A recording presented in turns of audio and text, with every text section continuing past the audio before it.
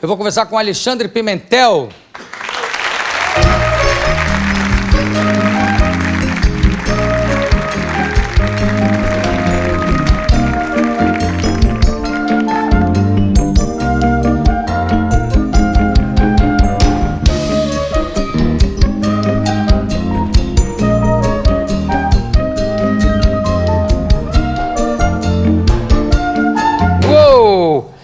Você tem aqui umas apostilas sobre alimentação Sim. alternativa. Sim. Alimentação alternativa e ervas medicinais. Sim. Tá aqui um prato. Isso aqui é alimentação alternativa? Alimentação alternativa. Mas aqui tem figo, tem milho, tem... Exatamente, mas no meio disso tudo, porque a alimentação alternativa não significa, Jô, que nós iríamos usar apenas os matos, por exemplo, que nós trouxemos hoje aqui, né? Apenas as folhas exóticas. Você trouxe matos? Um monte de mato aí. Né? Então, o que acontece? Normalmente as pessoas imaginam assim, eu não vou mais comer as coisas boas que eu gosto de comer e vou passar a comer mato. Isso não é verdade. Ah, não, é acrescentar o mato... Acrescentar o mato para enriquecer um alimento com outro alimento. Quer dizer, é um disfarce, você pega a pessoa...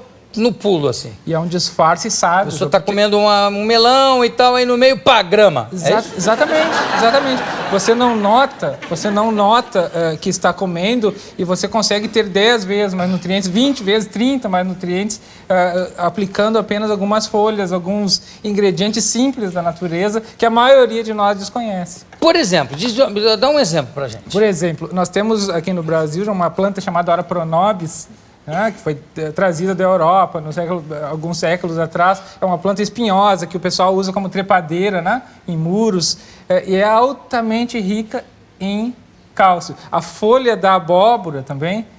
Hoje existem estatísticas, Jô, que mostram que o potencial de folha de abóbora que nós temos no Brasil, abóbora incluindo outras cucurbitáceas, né, melão, melancia, esse potencial de folha nós conseguiríamos reverter a desnutrição por cálcio num país da dimensão do Brasil. Comendo casca de melão? Comendo de melão, não. Folha de abóbora e folha de melão, que seria, na verdade... Folha de melão? Folha de abóbora e outras cucurbitáceas, que são melão, melancia, essas folhas grandes. Não, tudo bem, mas tem folha?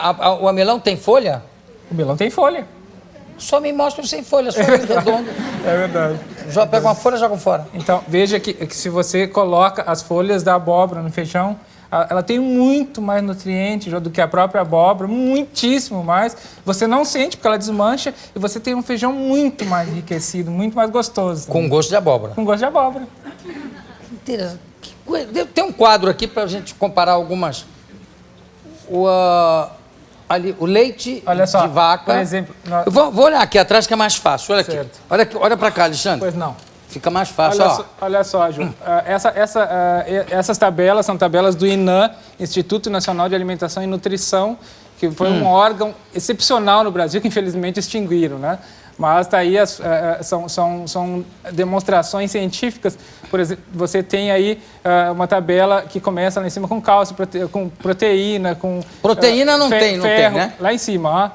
Lá em cima você tem proteína, não sei, mas ferro, tem quanto de proteína ali? 8? No caso aí na folha de abóbora nós temos 8%, nós temos lá... Lá em cima o que é? 6%, lá em cima eu não estou conseguindo enxergar aqui direito. Calorias, né? Que tem pouquíssimas, tanto no leite... Quer dizer, folha de abóbora não engorda, você pode comer folhas de abóbora... Se nós descermos até o cálcio, que é aquela parte preta ali, grandona, nós vamos ver que nós temos 25% apenas de cálcio no leite, enquanto lá na folha da abóbora você consegue enxergar melhor do que eu daqui. 105%, ou seja, isso equivale a dizer, Jô, que uma colher de sopa de folha de abóbora desidratada corresponde ao cálcio de 1 litro de leite. E a vitamina C, então, é uma brutalidade o que tem, né? Olha a brutalidade, né? 257% contra 0 do leite, né? Agora, obrigado, para tirar o quadro. O Alexandre, e comida mesmo? Quer dizer, porque a pessoa não... Como é que vai ser? A desnutrição vai em função também da falta de alimentos.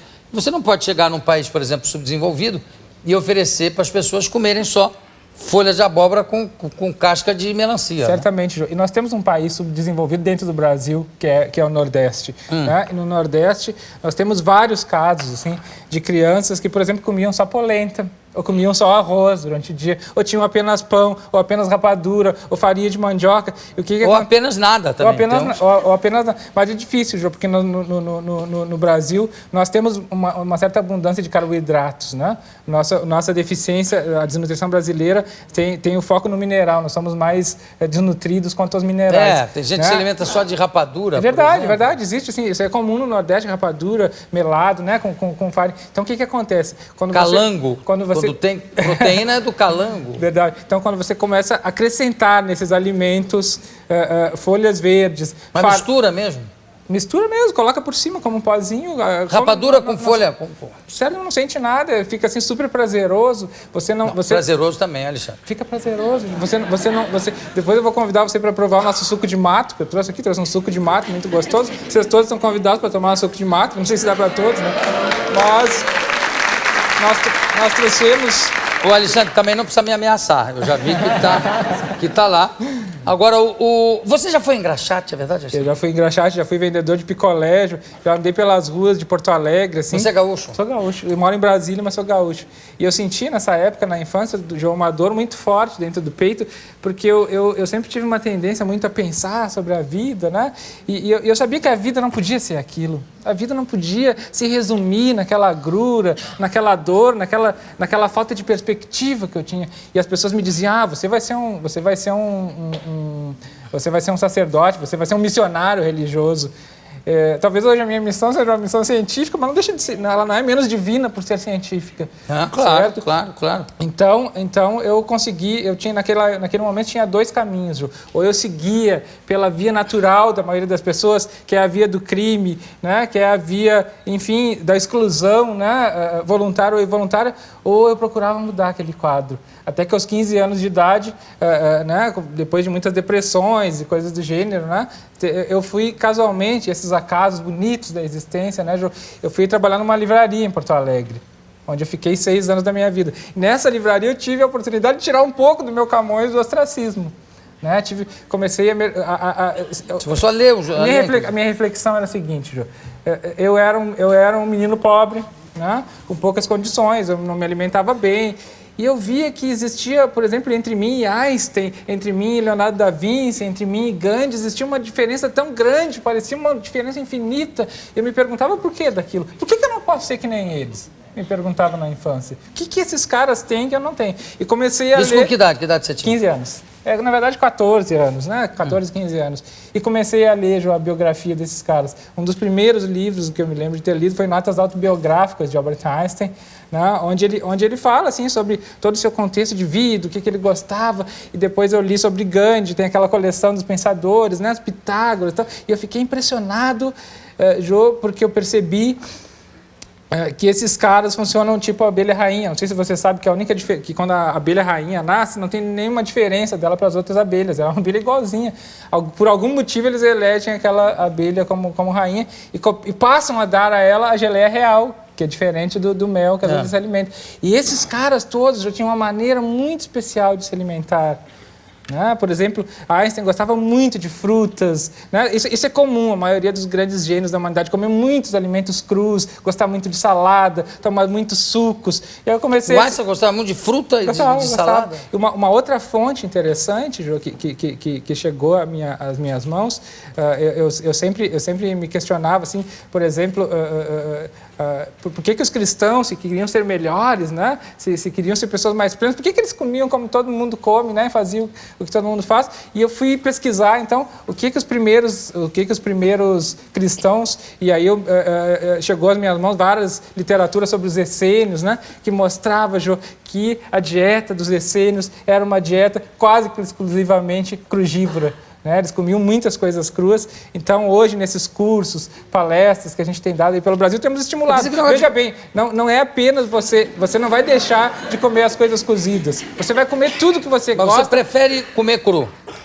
Eu gosto de comer coisas cozidas, porque a nossa cultura tem isso, né, Ju? Mas hoje eu tenho procurado, assim, seguir uma regra de saúde que eu gostaria de deixar hoje gravado aqui, né, para o nosso público no Brasil. Se você deseja realmente ter saúde, não tem problema. Como que você gosta, coma coisas cozidas, coma as coisas que você gosta. Mas procure, durante o dia, comer metade de tudo que você usa cru.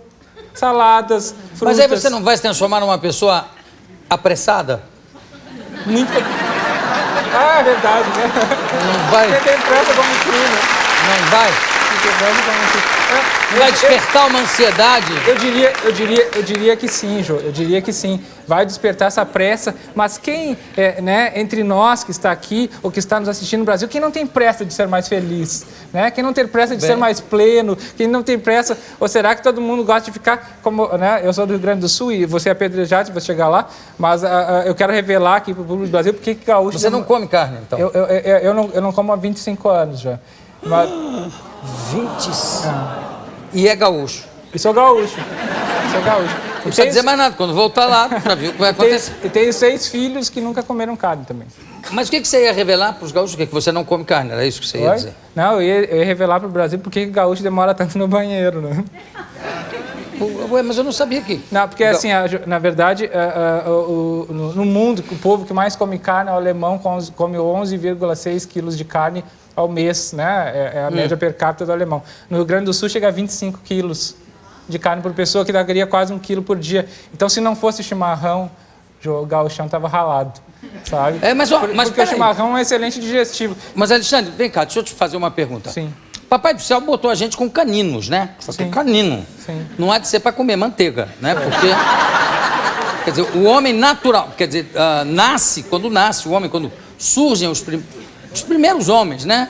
Os nossos ancestrais comiam muita carne crua, né? Exatamente. Mas se nós formos olhar, por exemplo, na Barça, a palavra gorila, né? Nós vamos ver que o gorila também tem caninos pontiagudos, né? E é um ser... Veja, eu não vim aqui... Mas o gorila é bobo, ele come... Eu não vim...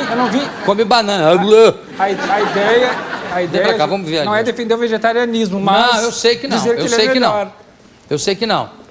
Eu acho que a melhor defesa que se faz nisso tudo é o equilíbrio e comer pouco. Certamente. Né? Porque faz mal realmente é você. Certamente. O que tem aqui, por exemplo? João. Aqui não é carne. Não, isso aqui não é carne. Isso aqui são bifes e almôndegas de soja com mato. Soja com mato. Só para que você tenha uma ideia. Nós colhemos lá em Braslândia, que é a cidade que eu moro, em Brasília, nós colhemos lá caruru, beldroega, folha de chuchu. Beldroega o que é? Beldroega é uma folhinha gordinha, assim, bem gostosa, chamam de azedinha também. A folha de chuchu, todo hipertenso, os postos de saúde no Distrito Federal utilizam, né? Muita folha de chuchu nos postos de saúde, porque é uma das melhores coisas para hipertensão. Né? Isso aqui não tem carne mesmo? Isso é soja? Parece que tem, né, João? Não parece. Eu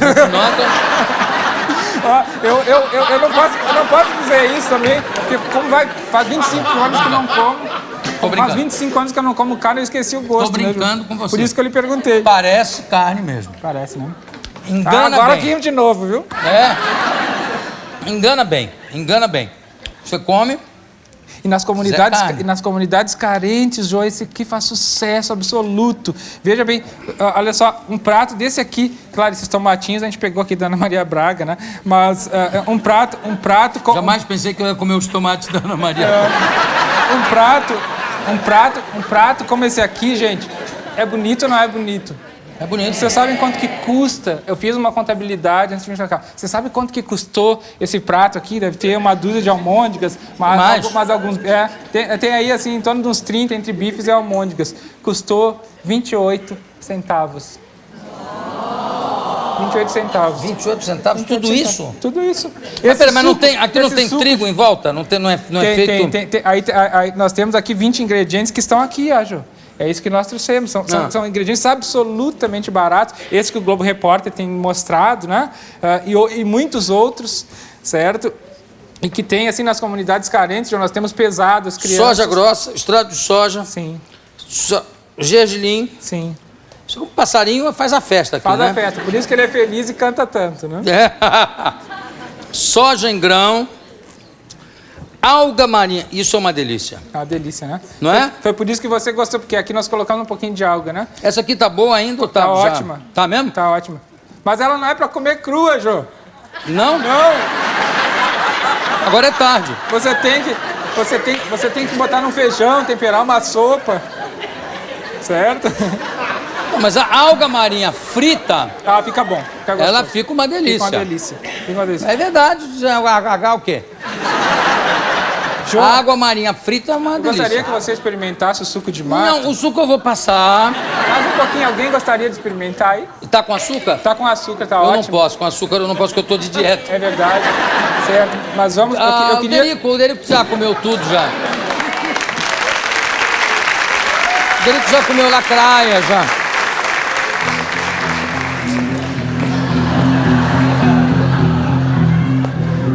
Derico, antes de você tomar o suco, eu quero dizer que eu também fiz a contabilidade desse suco. Gente, quanto é que custa um litro de refrigerante? Varia. Em torno dos R$2. Mais vagabundo é R$1, né? Mas é R$2 mais ou menos. Mas isso aqui custou, essa jarra de suco, 18 centavos. E você não teve que pagar multa por pisar na grama? Não. Quando você foi recolher essa... Pois é, esse é um problema, né, João? Experimenta, Derico, vê se tá bom. Vamos, Quer ser dado a saúde do Brasil.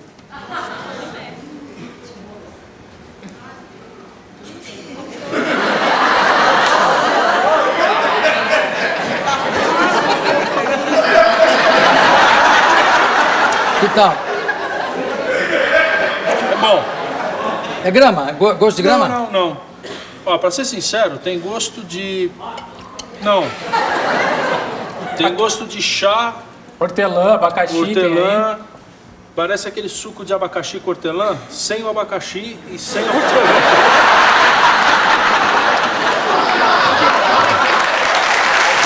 Bem explicado, Alexandre, vamos voltar.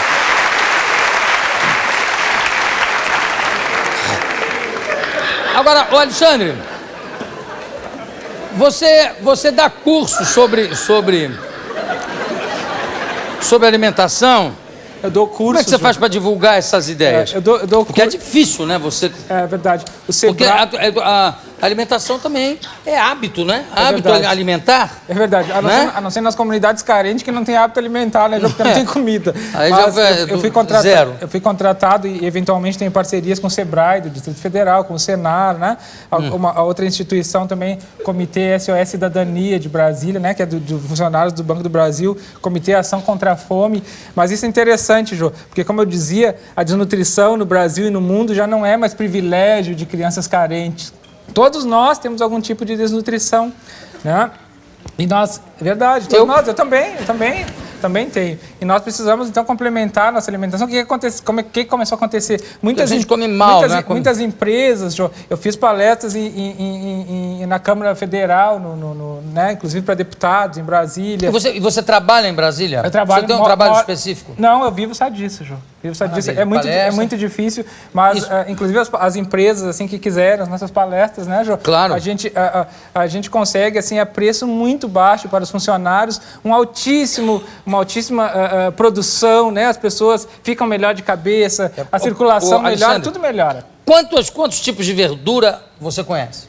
Olha só, essa pergunta é muito interessante, Jô. É mesmo? É verdade, muito. A ciência da botânica conhece no mundo hoje 250 mil espécies de plantas. 250 mil. Plantas? De plantas. Mas plantas comestíveis? Não, veja bem, dessas 250 mil, em torno de 30 mil são potencialmente comestíveis. E que são razoavelmente comestíveis? Quantas? Essa eu não sei. Não, digo, das conhecidas. Alface, não sei o quê. Veja bem, o que eu quero colocar é o seguinte, que dessas 30 mil, Jô, se nós fôssemos a uma feira que tivesse 30 estandes, cada um com 1.000, uma pessoa comum, né, que come os alimentos tradicionais, não come mais do que 120 dos 30 mil. Né? Nós comemos apenas 120 alimentos. A mãe natureza nos abre... 120 né? alimentos já dá bem, não já dá pra bem, fazer Se nós formos para uma comunidade, vamos dizer, de classe baixa, alta, se é que existe isso, né? Mas essas pessoas que conseguem comer um pouco, elas não comem mais do que 30 alimentos por mês, né? Na vida toda, desculpe, que daria para a gente contar nos dedos, né? Agora, Alexandre, o nosso tempo já está se encurtando. Pois não. A sua mulher está aqui na plateia. Tá ali. Cadê ela? Tá ali, na jara. Você segue essa dieta aqui também dele? Você come...